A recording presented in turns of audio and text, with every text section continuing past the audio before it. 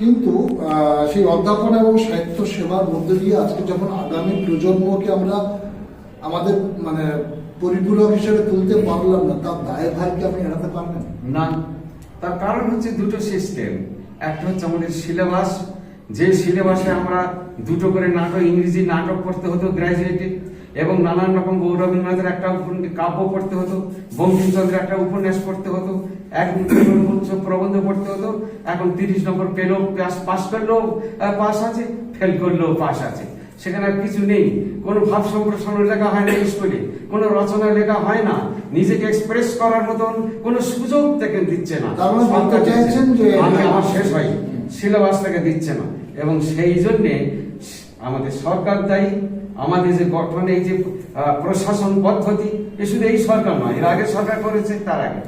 সুতরাং এই যে ব্যবস্থা, সেই ব্যবস্থার আমরা শিকার হয়েছি, কারণ আমরা চাকরি করি সরকারে আমাদের দাসত্ব করতে হয়, এবং সেই জন্য আমরা মনে মনে জানি যে এইরকম হবে। তবু তো আমরা ক্লাসে বলেছি, আমার যখন অফ পিরিয়ডে দেখতুম ছেলেমেয়েরা কবিতা নিয়ে আসতো, গল্প নিয়ে আসতো, আমি সেগুলোকে কারেকশন করে তারপরের দিনে তাদের ফেরত দিতাম। এখন কি হয়? এখন আর হয় না, এখন সেই মানসিকতা নেই। তখন আমরা বাঙালির ছেলেরা ধুতি পাঞ্জাবি পরে অধ্যাপনা করতাম, অধ্যাপনার একটা ইমেজ তৈরি হতো।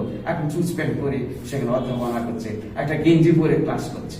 সুতরাং তার পরিবেশ, তার নিজস্ব ধারণা, নিজস্ব ভাবনা যদি সঙ্গে যদি অ্যাডজাস্ট না হয়, সুতরাং বাংলা সাহিত্য, বাংলা ভাষা, তার জন্য যদি আমার মর্মের বেদনা না থাকে, আমার আগ্রহ যদি না থাকে, আমার আন্তরিকতা যদি না থাকে, ছেলেদের মানুষ করবো কি করে?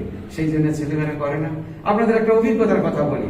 অনার্সে একটা পাঠ্য ছিল, তার নাম হচ্ছে নষ্ট নিড়ানি। সেই নষ্ট নিড়ানির কথা যখন করলাম, যখন বলছি গল্পটা, তখন বলছে ও তার পাঠ্য, তারা পড়েনি, কারণ তারা জেরক্স করে নিয়েছে, নিয়ে রেখে দিয়েছে, বইটা কেনেনি। ও চারুলতা, অর্থাৎ চারুলতা সিনেমা হয়েছে, সেইটা মনে আছে, নষ্ট নিড়ানি মনে নেই। এ তো আমার অভিজ্ঞতা। সামান্য একটা ইউনিভার্সিটি থেকে বার করেছে ছোট গল্প সঞ্চয়ন, সেটা কেনবার ক্ষমতা নেই। তারা নানান জায়গায় তারা পয়সা, হাজার হাজার টাকা পয়সা ছড়াচ্ছে।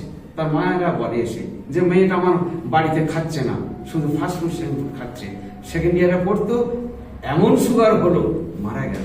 এ তো আমার অভিজ্ঞতা। সে কেন বই পড়লো না? সেটা বই কেনেনি। সুতরাং এই যে আমরা যদি বারণ করি, আমরা যদি বলি, সেটা কি হবে? তারা শুনবে না।